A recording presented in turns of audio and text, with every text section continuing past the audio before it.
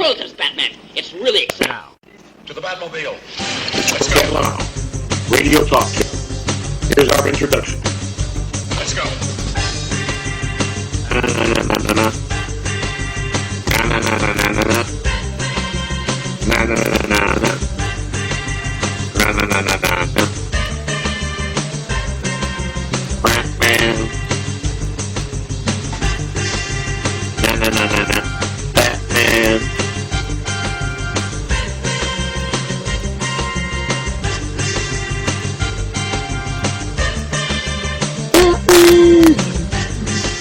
Ladies and gentlemen, here he is, the star of the Joe Catalano Radio Talk Show, the host, the one and only, Joey C.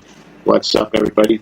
Welcome to the Joe Catalano Double Wrap Show, usually all about Howard Stern. But today we're going to do something special. We're going to do something, we're going to make history here, man.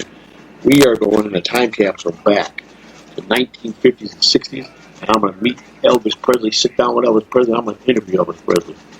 So I can't wait to do this. It's going to be an exciting night. I hope all my fans enjoy it. I hope all the Elvis fans enjoy it. But we're going to talk. Elvis gave some specific way that we got to be interviewed. I'll ask a question. I'm allowed to have 6 of my own. He's going to give me a list of what he likes me as and what he wants to say. He's going to make statements. He's going to make parody songs. And we'll have some fun. Hopefully we can get an hour in with Elvis Presley. When he walks in the studio, folks will introduce him. So please, everybody be on your best behavior. He's the king of rock and roll. Joe Catalano is going to interview him today. All right, we're getting ready to meet Elvis Presley. He'll be here in a few minutes. I'm excited. I can't wait to see him. And looks like he's coming. There he comes with his entourage. And he's coming through. And I'm here in Memphis, Tennessee. And there he comes. Thank you very much. How you doing, Mr. Joe? How you doing there, sir? Elvis Presley, I tell you, I got the instructions that were sent to me, sir. I'm grateful that I know you don't do interviews. I want to thank you for being on my show. No problem. You know, Elvis don't mind helping out somebody here. You know, it's for all right causes now. You know, as long as you promoting help kids not get on drugs. You know, Elvis here. Thank you very much. All right, Elvis. I got a list of questions here. I got to ask you. Can you tell me a little bit? We're going to go a little ahead of the horse here. Can you talk about the success that you had? Well, as I was telling you earlier, it was pretty good. It all happened so fast, so I don't know. I'm afraid to wake up. Afraid it's all to be a dream, you know. I can understand that. There it is, folks. You know, Elvis says it's like a dream. You don't want to wake up, man. When you get to that level, and he went pretty fast. Elvis, again, congratulations on the levels that you hit. Elvis, I was told that you're a man of quotes and traditionals, and I know one of the painfulest things in your life, from what I read, was the death of your mom, Mrs. Gladys Presley. The only reason I'm allowed to talk about Miss Gladys Presley is that you gave permission. And you know, I have deep respect for you. I've been a fan of yours since I was 8 years old. You read my soul at 8 years old. And I'm a good old city boy. You're a good old southern boy. Is that right? Well, I was born in Mississippi, but I live in Memphis, Tennessee. Yes, that's right. You were born in Tupelo, Mississippi, to be a fact. And if I'm correctly right, when you got to Memphis, you went to work for an electrical company while you were in high school driving a truck, I believe. And I don't know if you were doing some electrician work, but you were dedicated to get this That's All Right Mama that you wrote for your mom on wax, but there was an issue because you had money, and you go there and stop there and talk with Sam's assistant, and she just talked the world of you. And as a matter of fact, she's the one that taught Sam into recording you, wasn't she?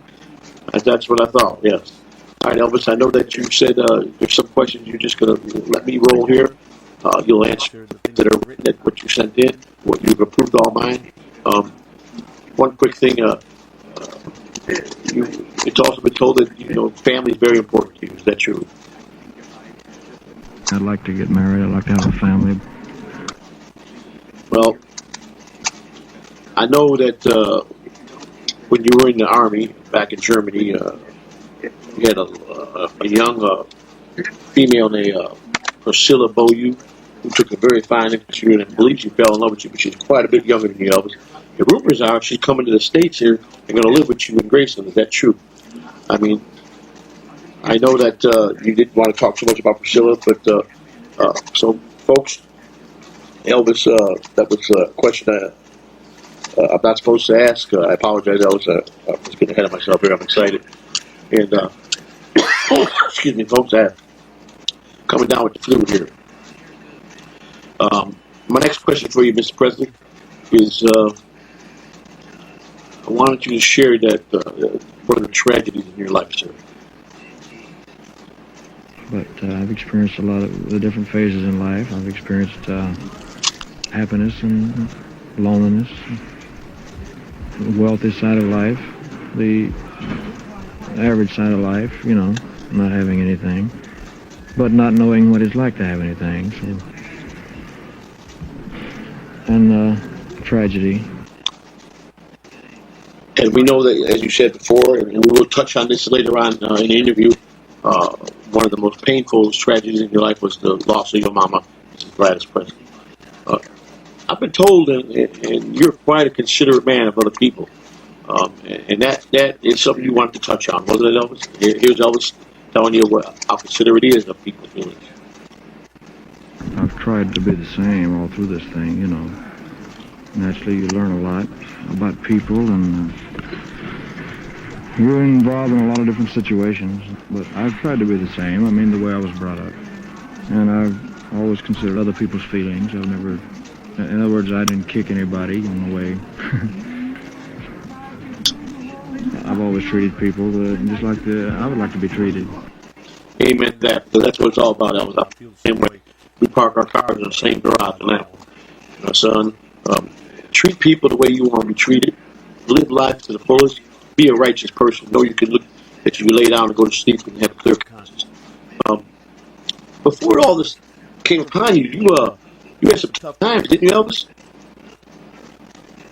Losing my mother while I was in the Army, and although I think that things like that, as tragic as they are, tend to make you a little better human being, really, because you learn more about yourself. It gives you a better understanding of yourself as well as other people,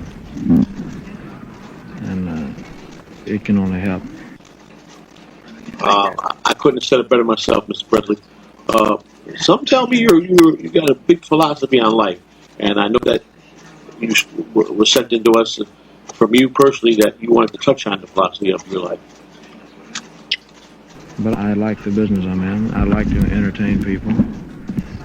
The money or the financial end of it is not the greatest aspect as far as I'm concerned. It can't be, because if it was, it would show. And I wouldn't care about the other people. I wouldn't care about a performance that I gave. Of course, I mean, it's great if you can get in a position to have things, you know. But I like to entertain people. That's why I pick all my records, and I try to pick the best songs possible. I try to do the best I can in the movies with the experience that I've gotten and everything. It's also been quite told that you are a great entertainer, especially when you're not making movies or not on concert in your home, and you got your entourage and your friends and family and your cousins, and you throw a pretty good bash every night at your Graceland estate. Singing it up, having fun with all your friends, family, and I think that's just wonderful. I know that your father, Vernon Presley, he lives with you in Graceland. Your grandmother, Minnie Pearl. I believe you got your stepbrother that you took care of. Your daddy did remarry, I believe, and you're just a man that because you work so poor and you hit fame so fast, money don't mean nothing to you. I can tell. You just rather see joy on people's faces. But tell me, being at the top, also you experience loneliness, and I know you rather see some happiness, right?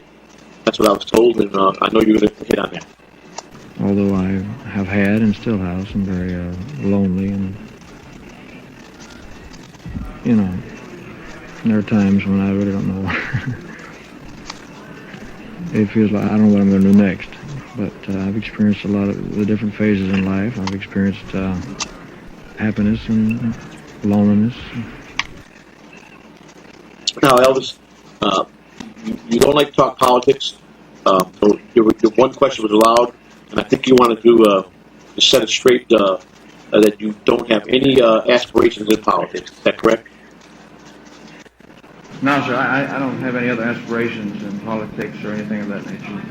I'm glad you shared that with you. We won't ask you no more politics questions. Thank you for answering that, Elvis. I was told you got a secret, something about some energy. You want to elaborate on that a little bit, Elvis? I take vitamin E.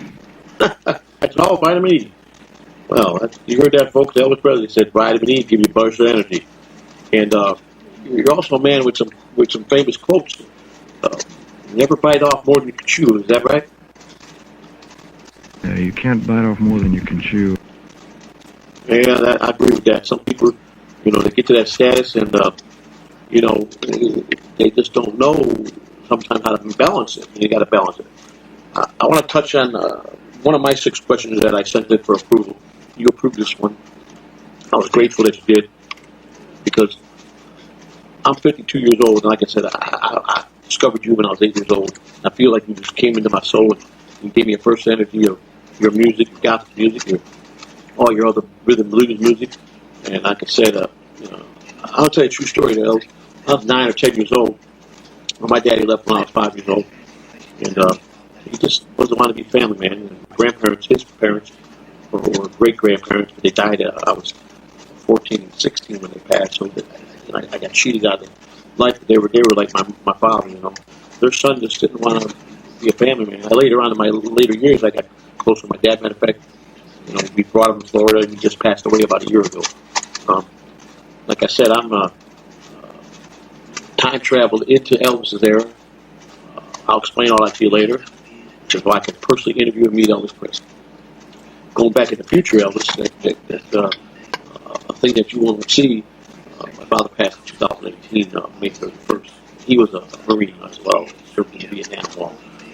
So my hat goes off to my daddy, too. I wanted to touch a little bit. You got a little bit of an anger problem, a little temper, don't you? When I am pushed to a certain point, I have a very bad temper. I've read that you how many TVs you go through in a month? I heard you went through 50 TVs in 1 month just shooting out something that was said wrong about you on the news or from a critic, and or something you just didn't like to hear on somebody else. And I feel you, man. I was the same way when I was my younger years. I had a very, very bad temper. Ain't nothing wrong with that, man. As long as you can learn from it as you get older.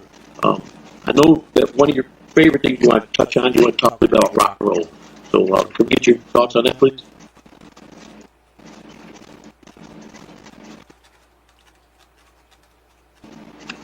I think we got Elvis's mic went off. Stand Stand by, folks. Elvis was standing up for a minute, drink some water, and his mic just came off. He's got to re-mic. Here's Elvis now. Talking about rock. Rock and roll has been in for about 5 years.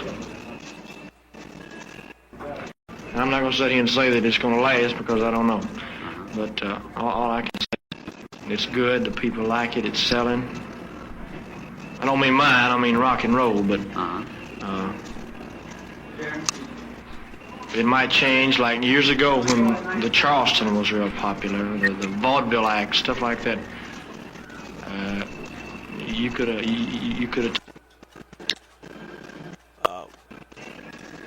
We got cut off in that question there. I'm sorry. I guess station difficulties, but they got it back up and running here. That was. We're going to talk a little bit about just general life, some of the things that you've been blessed with. Earlier, when you first showed up here in the beginning of the interview, I kind of went forward a little bit back when you first came up, and I started out when you were just not famous. And I talked a little bit about when you were in Germany in the Army. You met that Priscilla you, and I know you didn't want to answer directly, but you did make it public, so I'm going to repeat exactly what you said, and I did get the permission from you. firstly, when I said what I like to talk about, I'll thank you again for that. So, young girl, Syllable. with 2 years younger than you,